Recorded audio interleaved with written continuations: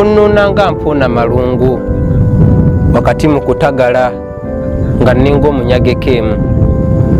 Mu butuufu nsobeddwa wakane mu kibira ne ntakula omutwe ng'alina ekiwalaata.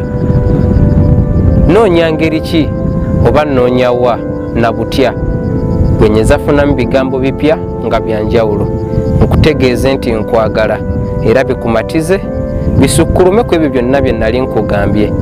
Nsazeewo nyimirire ku lulimi lwange ngezese emikisa gyange ku lw'omutima gwange ofuuke omubeezi wange.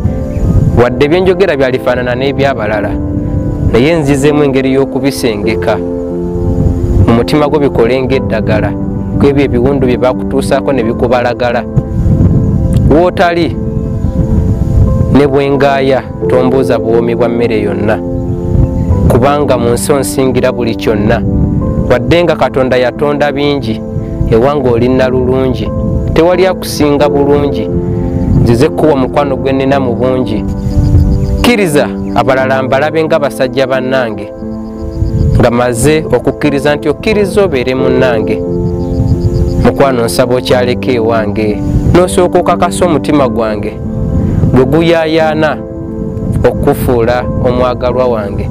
Mpita mu makubo buli omu ng'alina owuwe naye nze ndi bw'omu nkuba bukubi nti wuuyaaye. Bannange siri muyaaye, sikulabikira ng'omunywi w'enjaaye.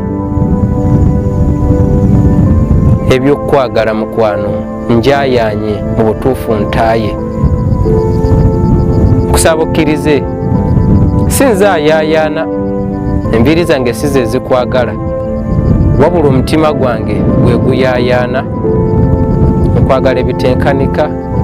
Kkiriza okusaba kwange ompeeyo omukisa kwagala ebitenkanika mukwano. I love you.